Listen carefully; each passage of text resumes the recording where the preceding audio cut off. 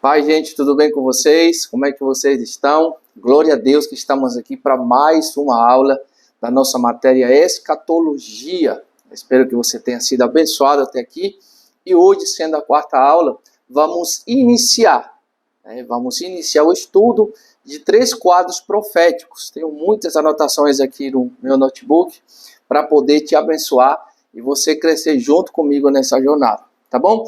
Então, os quadros proféticos que nós vamos ver, o primeiro que nós vamos analisar é o livro de Daniel. Vamos falar bastante sobre Daniel, tá bom? Então, prepare aí o seu coração, prepare aí a sua vida, papel e caneta. Se você quer pausar o vídeo e anotar, vai ser perfeito.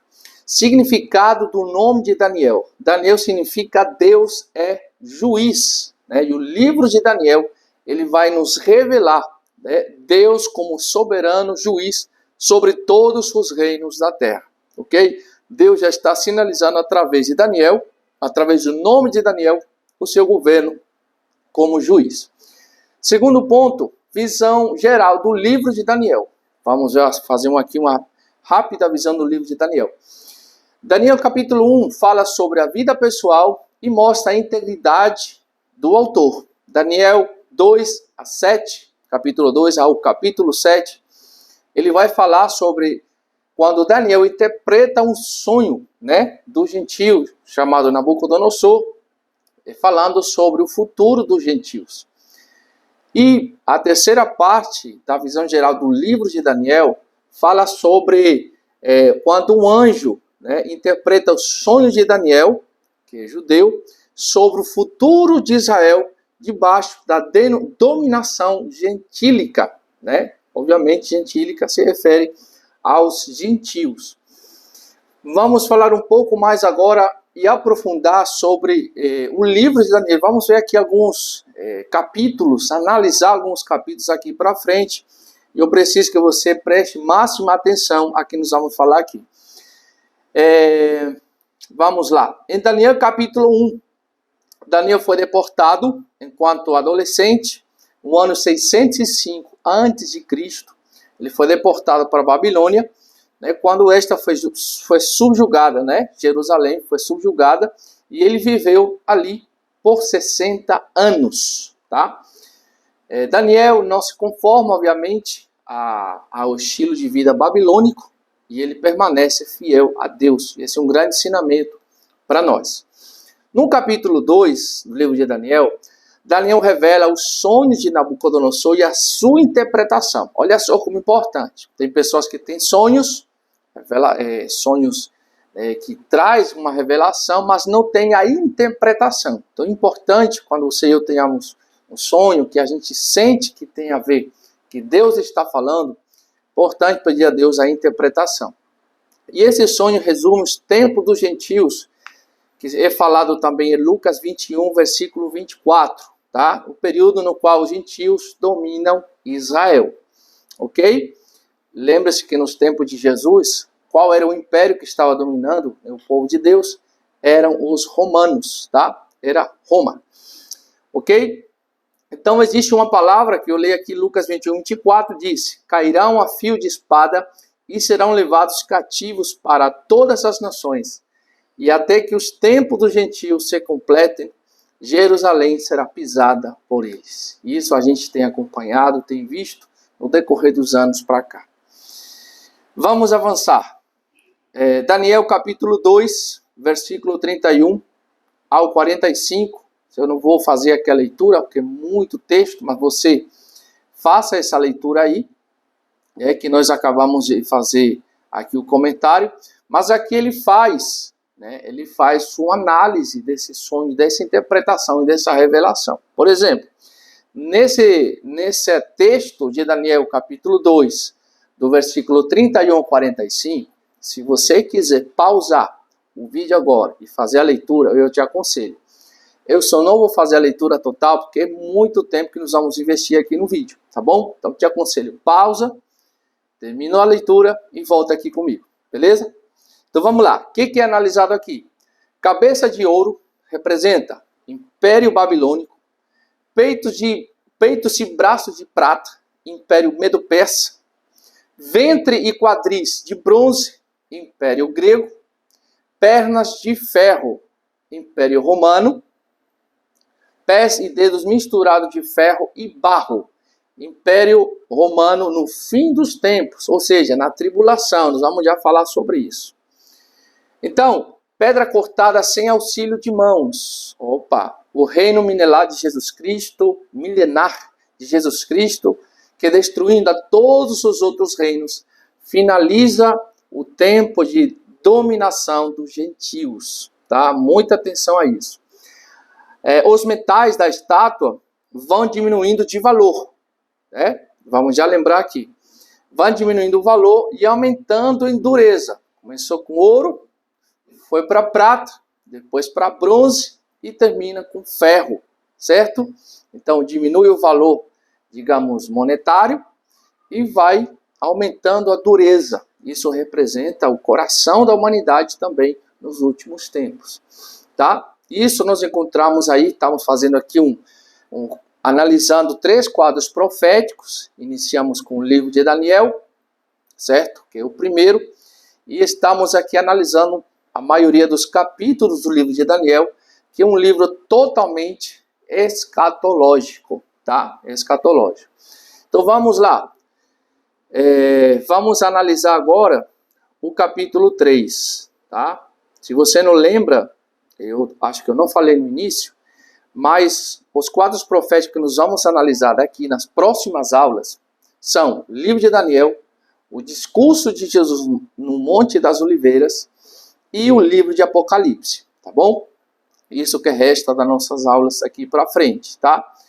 Esses são os 3 quadros proféticos que nós vamos analisar e que tem a ver tudo com a escatologia, ok? Vamos aqui analisar o capítulo 3. Nabucodonosor cria uma estátua toda de ouro, né? Por que ele faz isso? Ele queria perpetuar o seu reinado. A adoração exigida, né, revela que Babilônia não era só política, mas também religiosa. Ela tinha um contraste por trás religioso, ou seja, espiritual. E o povo de Deus não devia negar a sua fé, mesmo diante da morte. Mais uma lição para nós, tá? Então, nós estamos aqui analisando esse quadro profético. Olha só o que estava acontecendo. E o que hoje o anticristo também, de uma forma sutil em alguns lugares, outras formas mais reveladas, ele já está fazendo isso. Esta passagem que nós lemos aqui no capítulo 3 de Daniel é uma sombra dos tempos da tribulação, ou seja, 7 anos, tá? Nos quais o anticristo irá expandir a adoração e condenar, lançar na fornalha, meu Deus, os que se mantiverem fiéis a Deus. Estes serão salvos e encontrar-se-ão com Cristo no final. Então, persevera, fica firme. A situação, aparentemente ou temporariamente, pode ficar boa, pode estar boa no mundo, mas vai chegar o momento em que a coisa vai ficar difícil e vai se tornar totalmente religiosa, assim como aconteceu com Nabucodonosor, tá? Não era apenas política, mas tinha um trasfondo também religioso e espiritual. Vamos pular para Daniel capítulo 7. Daniel traz mais luz, né? Deus traz mais luz, para Daniel, acerca do sonho da estátua. Não era apenas uma imagem. Então Daniel tem o sonho das 4 bestas, né? As 4 partes da estátua. Enquanto Nabucodonosor, ele via, né, uma estátua imponente, certo? Só que tinha um outro significado que foi revelado, né, a Daniel. Então Deus mostra a Daniel que esses são reinos, né? Esses reinos são bestas espantosas, que representam o que, pastor Marcelo? Representam o caráter dos reinos humanos, a maldade do coração do homem. Isso vai representando, cada reino vai se tornando, cada império que vinha se tornava mais duro, né? Massacrando pessoas e etc. Daniel capítulo 7, do 15 ao 18, está a interpretação do sonho. Eram 4 animais que seriam levantados. Ok? Eu vou avançando aqui, estamos apenas tendo uma visão panorâmica do livro de Daniel. Daniel capítulo 7, versículo 19 ao 28, fala sobre a revelação do anticristo, que não foi dada a Nabucodonosor, obviamente, porque ele tinha uma perspectiva humana dos reinos gentios. Então ele estava pensando apenas de uma forma terrena, certo? Então Daniel teve essa revelação e ele conseguiu enxergar aquela estátua de uma forma, de uma perspectiva, de uma ótica divina, tá? De uma ótica espiritual. Então tinha animal com 10 chifres, que representa 10 reis e 10 autoridades, né? Ou autoridades. Um chifre menor se levanta entre esses chifres, ou seja, representa o anticristo. E o anticristo fala blasfêmias, insolências, né, contra Deus, persegue os santos e prevalece contra eles. Certo? Lembre-se que estamos num quadro escatológico, tá? Não esqueça disso. O capítulo 2 até o capítulo 7, Deus estava revelando o seu plano para os gentios, certo? Ou seja, os reinos que foram mencionados a Daniel, né, dos sonhos do rei Nabucodonosor, tá certo? Era totalmente gentílico, mas estava representando, né, o plano de Deus que viria pela frente. E foi por essa razão que Daniel escreveu esses capítulos, certo? Alguns textos, alguns versículos foram escritos em aramaico, né, porque era a língua dos gentios da época, e outros foram escritos em hebraico, obviamente, por conta da língua judaica. Vamos que vamos. Daniel capítulo 9, versículos de 1 a 2. Daniel começa a estudar as profecias, tá? A importância, a gente vê às vezes esses homens de Deus aqui na palavra, e a gente vê que não vê, digamos, menções deles estudando, deles buscando, né, a palavra e tudo, mas eles estudavam rigorosamente a palavra de Deus. E Daniel, ele estava estudando as profecias de Jeremias, certo? Para quando é que Jerusalém seria livre da Babilônia. E ele descobre, né, que o povo seria liberto, seria cativo, perdão, por 70 anos. Olha só, 70 anos. Então, no primeiro ano, vamos lá, isso aqui é importantíssimo.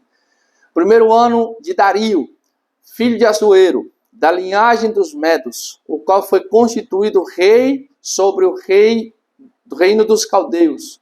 No primeiro ano do seu reinado, eu, Daniel, entendi, olha só, entendi pelos livros, tá? Lembra que nós falamos, estudando as profecias de Jeremias, pelos livros que o número de anos de que fala o Senhor ao profeta Jeremias, que haviam de durar as assolações de Jerusalém, eram de 70 anos, tá? Daniel capítulo 1 e 2. Olha só como importante, tudo está na Escritura, tudo Deus explica na sua palavra.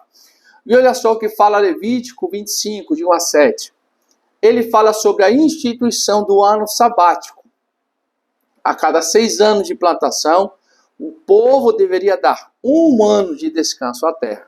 Apenas colher, não plantar no 7º ano. Isso também é profético, isso também é escatológico. Com paciência, eu vou fazer a leitura do texto levítico para você entender um pouquinho mais. Não são tantos versículos assim. Vamos lá. Levíticos 25, de 1 a 7. Disse o Senhor a Moisés. Deixa eu ajeitar aqui. No Monte Sinai, fala aos filhos de Israel e diz-lhes, quando entrares na terra que eu vos dou, então a terra guardará um sábado ao Senhor. 6 anos semearás o teu campo, 6 anos podarás a tua vinha, colherás os teus frutos. Porém no 7º ano haverá sábado de descanso, solene para a terra, um sábado ao Senhor. Não semearás no teu campo, nem podarás a tua vinha. O nascer de si mesmo na tua seara não cegarás. O que nascer de si mesmo na tua seara não cegarás, e as uvas da tua vinha não podada não colherás. O ano de descanso solene será para a terra, mas os frutos da terra em descanso vos serão por alimento. A ti e ao teu servo, e a tua serva, e ao teu jornaleiro, e ao teu estrangeiro que peregrina contigo, e ao teu povo, e aos animais que estão na tua terra. Todo o seu produto será por mantimento. Certo? Então, olha só, aqui já começa um cenário a ser montado. Daniel começa a montar um cenário escatológico, apocalíptico, certo? Daniel 26, do 36 e 35, fala sobre, Levítico 26, do 36 e 35, fala sobre o juízo da desobediência, certo? Da lei, no ano sabático. Era o povo seria expulso da terra para que ele tivesse descanso. Então, olha só, Deus dá uma instrução. Vão colher 6 anos, o 7º descanso. O povo não obedeceu, e aqui vem uma sentença, um juízo sobre isso, sobre eles. Eu não vou fazer a leitura, mas faça a leitura aí. Levítico 26, do 33 ao 35. Levítico 25, de 1 a 11. Levítico 29, versículo 10. Era o que o Daniel estava estudando. São os textos que Daniel estudou. 70 anos de cativério de Israel, porque foram desobedientes a Deus. Em específico, ao ano sabático, ao ano de descanso. Olha só o poder da desobediência. Que forte. Que forte. Então, pausa o vídeo agora. Leia Jeremias 25, de 1 a 11, tá? Segundo de Crônicas 36, 17 a 21, fala que Jeremias estava querendo dizer que o povo seria levado cativo porque não obedeceu ao ano sabático. Aqui reforça novamente a palavra. Segunda de Crônicas 36, 17 ao 21. Certo? Então, Daniel estudando a palavra, o que foi que ele foi fazer? Daniel 9, de 3 a 19. Orando e jejuando. Ele pede revelação a Deus sobre esse assunto. Que a revelação, morra a si mesmo, ore e jejue que Deus vai responder. Daniel 9, 19 a 27. Um anjo vem e revela a Daniel em quanto tempo Jerusalém ficaria livre. 70 semanas, ou seja, 490 anos. Meu Deus, olha só. Daniel 9:24 diz: 70 semanas estão determinadas sobre o teu povo e sobre a tua santa cidade, para fazer cessar a transgressão, para dar fim aos pecados, para expiar a iniquidade, para trazer a justiça eterna, para selar a visão e a profecia e para ungir o santo dos santos. Você tem noção disso? Como uma desobediência causou uma tragédia na nação? Deus deu um direcionamento, o povo não obedeceu. Importante. 70 semanas, esse igual a 70 períodos de 7 anos. Tá? 7 períodos de 7 anos, 490 anos. A palavra traduzida para semanas é a palavra hebraica shabuah, que quer dizer período de 7 dias ou mais, dias ou anos, tá? Shabuah, período de 7 dias ou anos, ok? E, pastor Marcelo, para que essas 70 semanas? Qual era o propósito de Deus para que as 70 semanas viessem a se cumprir? O que Deus iria fazer? Vamos lá. São pelo menos 6 coisas que nós vamos abordar aqui, 6 assuntos. Tá? Primeira coisa, fazer cessar a transgressão, para dar fim aos pecados, para expiar a iniquidade, para zelar a visão, para trazer justiça eterna. 4, 5, para selar a visão e a profecia. 6, para ungir o santo dos santos. Certo? Então, essa era pelo menos esses 6, um propósito, né, com 6 vertentes do que Deus iria fazer nos 490 anos. Então, primeira coisa, faz cessar a transgressão, fim aos pecados, expiar a iniquidade, trazer justiça eterna, zelar a visão, a profecia e ungir o santo dos santos. Ok? Mas a partir de que momento tudo isso se inicia? Ou se iniciam as 70 semanas? Vamos lá e a gente vai explicar aqui passo a passo, bem direitinho, para a gente aprender.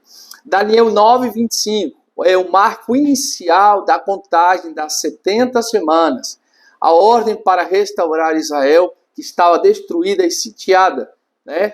Vemos ali Daniel capítulo 1. A maioria dos estudiosos da Bíblia entende que essa ordem, como decreto de Artajerjes, tá? No ano 445 a.C., ok? Então, desde a saída da ordem para restaurar e edificar Jerusalém, até o ungido, até o príncipe, 70 semanas e 62 semanas. 7 semanas e 62 semanas. As praças e as circunvalações se edificarão mais nos tempos angustiosos. Daniel 9:25, tá? Vou deixar outro texto aqui para você ler também. Neemias 2, versículos de 1 a 8. Certo? De 1 a 8. Então, outro período salentado pelo profeta decreta a chegada de Jesus, ungido, o príncipe. Esses períodos foram cumpridos perfeitamente. As 7 semanas iniciais foram para a reedificação de Jerusalém. Depois, mais 62 semanas para a chegada do Messias. Ok? Show de bola. Daniel 9:26.